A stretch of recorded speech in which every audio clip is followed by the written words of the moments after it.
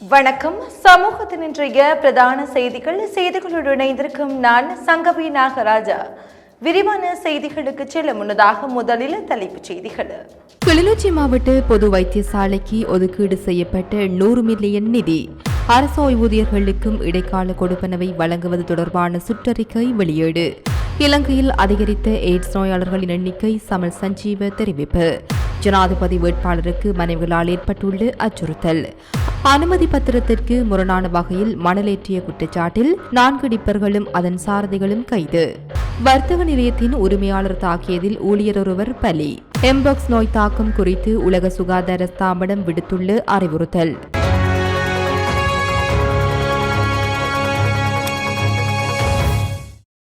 வடக்கு மாகாண ஆளுநரின் கோரிக்கைக்கு அமைய மத்திய சுகாதார அமைச்சினால் கிளிநொச்சி மாவட்ட பொது வைத்தியசாலைக்கு சுமார் 100 மில்லியன் ரூபாய் நிதி ஒதுக்கீடு செய்யப்பட்டுள்ளது.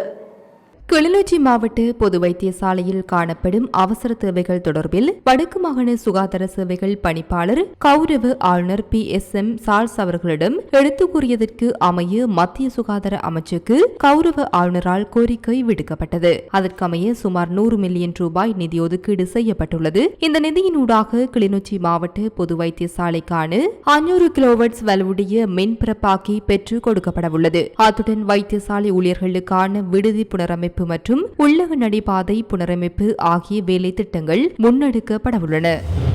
அனைத்து அரசு ஓய்வூதியர்களுக்கும் இடைக்கால கொடுப்பனவை வழங்குவது தொடர்பான சுற்றறிக்கையை பொது நிர்வாக உள்நாட்டு அலுவல்கள் மாகாண சபைகள் மற்றும் உள்ளூராட்சி அமைச்சின் செயலாளர் வெளியிட்டுள்ளார். அக்டோபர் மாதம் முதல் இந்த கொடுப்பனவு வழங்கப்படும் என்று சுற்றறிக்கையில் குறிப்பிடப்பட்டுள்ளது. இந்த சுற்றறிக்கையின் பிரதிகள் தேர்தல் ஆணையம், திரைசேரி மற்றும் ஓய்வூதிய திணைக்களத்திற்கும் அனுப்பி வைக்கப்பட்டுள்ளது. இதன்படி அரச ஓய்வூதியர்களுக்கான இடைக்கால கொடுப்பனவாக 3000 ரூபாவை வழங்க அரசாங்கம் எதிர்பார்த்து உள்ளது. அனுமதி பத்திரத்திற்கு முரணான வகையில் வேறு பகுதியில் மணலேற்றிய குற்றச்சாட்டில் 4 டிப்பர்களும் அதன் சாரதிகளும் போலீசாரினால் கைது செய்யப்பட்டுள்ளனர்.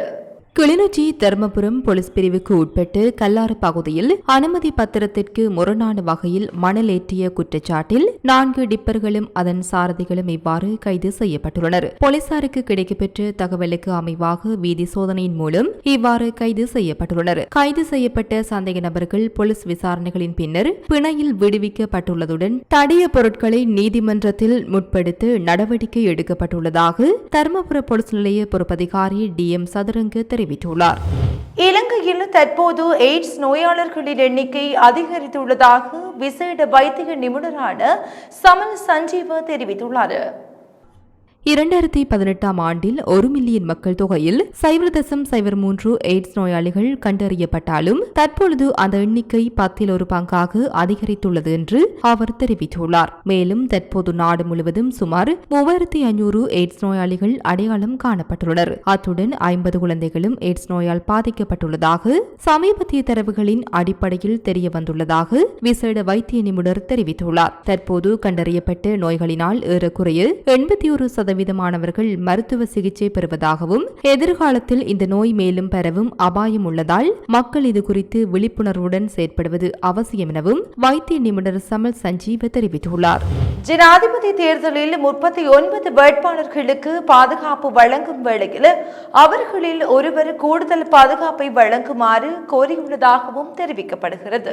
இந்த ஜனாதிபதி வேட்பாளர் அதிக பாதுகாப்பை கோரியுள்ள போதிலும் அவருக்கு அச்சுறுத்தல் உள்ளதா என ஆராயப்பட்டது. இதன்போது அவரது திருமணத்திற்கு புறம்பான தொடர்பில் உள்ளமையே பிரச்சனையை தவிர எந்த பிரச்சனையும் போலீசாரால் கண்டுபிடிக்க முடியவில்லை. பிரதான வேட்பாளர்களான ரணில் விக்ரமசிங்க, சஜித் பிரேமதாஸ், அனுரகுமார திசாநாயக்கு, நாமல் ராஜபக்ஷ, விஜயதாச ராஜபக்ஷ ஆகியோருக்கு விசேட பாதுகாப்பையும் திலித் ஜெயவீரவுக்கு அதிக பாதுகாப்பையும் வழங்க தீர்மானிக்கப்பட்டுள்ளதாக தெரிவிக்கப்படுகின்றது. இது தவிர வேட்பாளர்களுக்கு பாதுகாப்பு வழங்க வேண்டுமா என பரிசீலிக்கும் போது பெண்கள் பிரச்சினையை அடிப்படையாக கொண்டு வேட்பாளர் மட்டுமே சிறப்பு பாதுகாப்பு கோரியுள்ளார் என்று தெரிய வந்துள்ளது. எவ்வாறாயினும் தேர்தல் சட்டங்களுக்கு அமைய இவர்கள் ஒவ்வொருவருக்கும் விசேட பாதுகாப்பு வழங்குவது பொருத்தமானது அல்ல என்று தேர்தல் கண்காணிப்பு குழுக்கள் தெரிவிக்கின்றன. இந்த 39 வேட்பாளர்களுக்கும் சமமான பாதுகாப்பு வழங்கப்பட வேண்டும் என அவர்கள் சுட்டிக்காட்டியுள்ளனர். தேசிய ரீதியாக காட்டு யானை கணக்கெடுப்பானது 13 வருடங்களின் பின்னர் இன்று ஆரம்பிக்கப்பட்டது. இது தொடர்ச்சியாக 17, 18, 19ஆம் தேதிகளில் இலங்கையின் அனைத்து மாகாணங்களிலும் ஒரே நேரத்தில் நடைபெறவுள்ளது. அந்த வகையில் முல்லைத்தீவு மாவட்டத்திலும் மாங்குளம், ஒட்டிசுட்டான், புதுக்குடியிருப்பு, வெளியோயா ஆகிய 4 பிரதான தொகுதிகளின் வனஜீவராசிகள் திணைக்களத்தின் ஏற்பாட்டில் 11 உபபிரிவுகளின் 73 மத்திய நிலையங்களில் கணக்கெடுப்பு மேற்கொள்ளப்பட உள்ளது. குறிப்பாக தண்ணீர் உள்ள இடங்களில் கண்காணித்தல் என்ற முறையினை பயன்படுத்தி கணக்கெடுப்பு மேற்கொள்ளப்படுகின்றது. முல்லைத்தீவு மாவட்டத்தில் உள்ள யானைகள் நீர்குடிக்கும் குளங்களின் கரையோர பகுதிகளை வைத்து இந்த கண்காணிப்பு நடவடிக்கை முன்னெடுக்கப்படுவதாக முல்லைத்தீவு மாவட்ட வனஜீவராசிகள் திணைக்களத்தினர் தெரிவித்துள்ளனர். இதற்காக மாவட்டத்தில் 155 கணிப்பாளர்கள் பயன்படுத்தப்படவுள்ளனர். இலங்கையில் இறுதியாக 2011ஆம் ஆண்டு கணக்கெடுப்பு மேற்கொள்ளப்பட்டது. வடக்கில் முல்லைத்தீவு மாவட்டத்தில் யானை மனித மோதல் அதிகரித்து மாவட்டமாக காணப்படுகின்ற நிலையில் பல பிரதேசங்களில் யானை வேலிகள் அமைத்து கொடுக்கப்படாத நிலை என்றும் தொடர்கின்றது. இதனால் ஒவ்வொரு போக விவசாய செய்கையிலையும் யானையால் பாரிய அழிவினை விவசாயிகள் எதிர்கொண்டு வருகின்றமை குறிப்பிடத்தக்கது. புத்தளம் பகுதியில் சுமார் 1,30,00,000 ரூபாவிற்கு விற்பனை செய்ய முயன்ற 3 கஜமுத்துக்களுடன் 3 நேற்றிரவு புத்தளம் போலீஸ் விசேட அதிரடிப்படையினரால் கைது செய்யப்பட்டுள்ளனர். சுமார் 1,30,00,000 ரூபாவிற்கு விற்பனை செய்ய முயன்று 3 கஜ முத்துக்களுடன் 3 நேற்றிரவு புத்தளம் போலீஸ் விசேட அதிரடிப்படையினரால் கைது செய்யப்பட்டுள்ளனர். கஜமுத்துக்களை விற்பனை செய்ய உள்ளதாக பாலாபி விமானப்படை புலனாய்வு பிரிவினருக்கு கிடைக்கப்பெற்ற ரகசிய தகவலுக்கு அமைய புத்தளம் போலீஸ் விசேட அதிரடிப்படையினருடன் இணைந்து குறித்த சுற்றுவளைப்பு மேற்கொள்ளப்பட்டுள்ளது. குறித்த சுற்றுவளைப்பு புத்தளம் கொழும்பு முகத்திடலுக்கு முன்பாக இடம்பெற்றுள்ளது. இதன்போது 1,30,00,000 ரூபாவிற்கு விற்பனை செய்ய முற்பட்டு 3 கஜ முத்துக்கள் கைப்பற்றப்பட்டுள்ளன. புத்தளம் மற்றும் மாவனெல்ல பகுதியைச் சேர்ந்த 3 இதன் போது கைது செய்யப்பட்டுள்ளனர். கைது செய்யப்பட்ட சந்தேக நபர்களையும் கைப்பற்றப்பட்ட கஜ முத்துக்களையும் மேலதிக நடவடிக்கைகளுக்காக புத்தளம் போலீஸ் விசேட அதிரடிப்படையினர் இதன்போது தெரிவித்தனர். நிலவும் மழையுடனான காலநிலையை அடுத்து களுகங்கை மற்றும் குடாகங்கை ஆகியவற்றின் நீர்மட்டம் அதிகரித்துள்ளதுடன் சில பகுதிகளுக்கு வெள்ளப்பெருக்கு அபாய எச்சரிக்கை விடுக்கப்பட்டுள்ளது.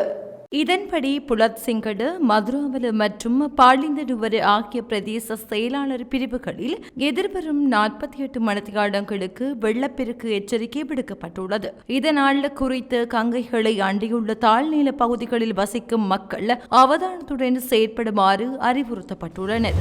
சிலாபம் போலீஸ் பிரிவுக்குட்பட்ட விலத்தவ பகுதியில் பெண்ணொருவர் கொலை செய்யப்பட்டுள்ளார்.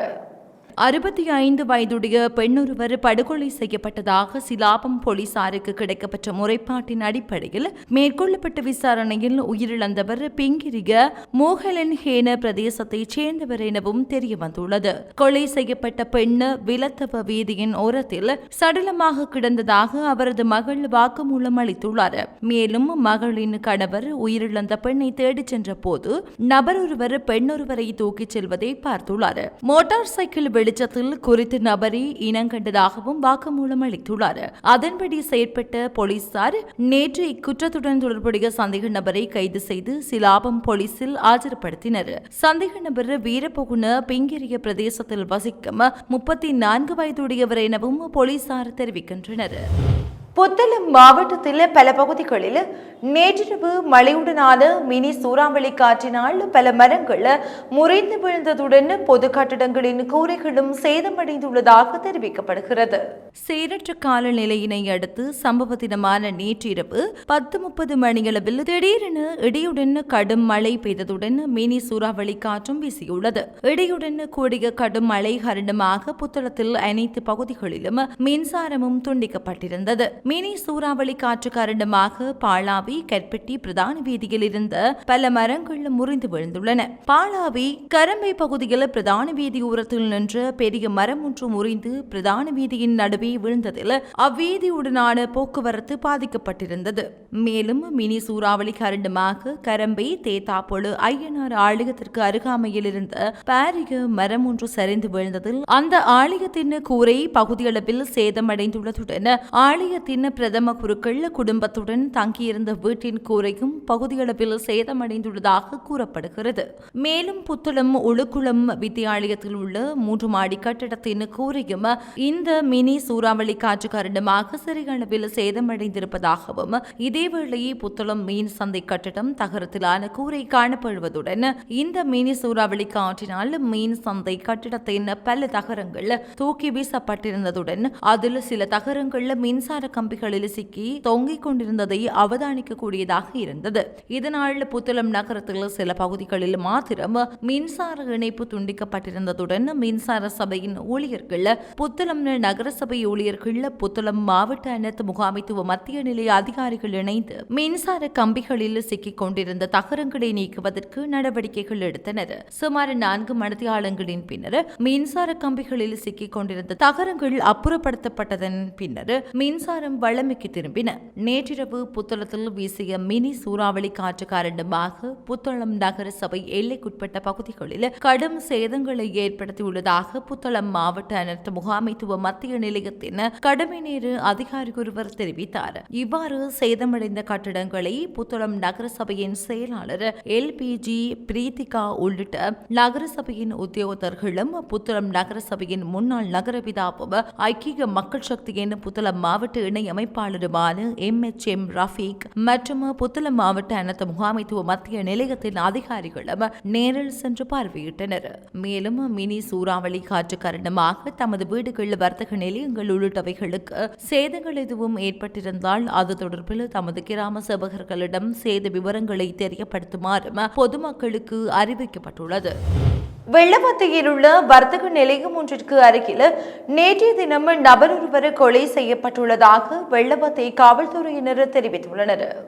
வர்த்தக நிலையத்தில் உரிமையாளருக்கும் அங்கு பணியாற்றி வந்த ஊழியர் ஒருவருக்கும் ஏற்பட்ட தகராறு காரணமாக இந்த கொலை சம்பவம் இடம்பெற்றுள்ளதாக தெரியவந்துள்ளது. சம்பவத்தில் 46 வயதுடைய நபரே பலியானார். இந்த கொலை சம்பவம் தொடர்பில் குறித்த வர்த்தக நிலையத்தின் உரிமையாளர் கைது செய்யப்பட்டுள்ளார். சம்பவம் தொடர்பிலான மேலதிக விசாரணைகளை வெள்ளவத்தை காவல்துறையினர் மேற்கொண்டு வருகின்றனர். எம்பாக்ஸ் நோய் தடுப்பூசிகள் உற்பத்தி செய்யும் செயற்பாடுகளை விரைவுபடுத்துமாறு உலக சுகாதார ஸ்தாபனம் அறிவுறுத்தியுள்ளது. குறித்த நோய் தாக்கம் அதிகரித்துள்ளதோடு உலக சுகாதார ஸ்தாபனம் அதனை உலக பொது சுகாதார அவசர கால நிலையாக பிரகடனப்படுத்தியுள்ள நிலையில் இந்த அறிவுறுத்தலையும் விடுத்துள்ளது.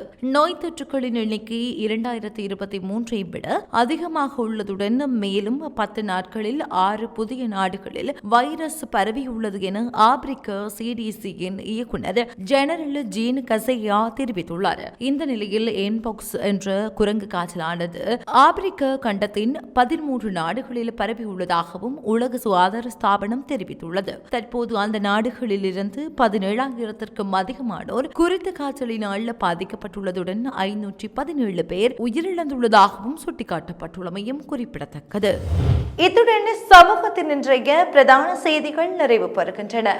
தொடர்ந்தும் சமூகத்தோடு இணைந்திருங்கள். நன்றி. இது போன்ற செய்திகளை தெரிந்து கொள்ள சமூகம் நியூஸ் சேனலை சப்ஸ்கிரைப் செய்து அருகில் உள்ள பெல் பட்டனை கிளிக் செய்யுங்கள். மேலும் இது போன்ற செய்திகளை உடனுக்குடன் தெரிந்து கொள்ள சமூகமீடியா.com என்ற இணையதளத்தின் வாயிலாகவும் எங்களுடன் இணைந்திருங்கள்.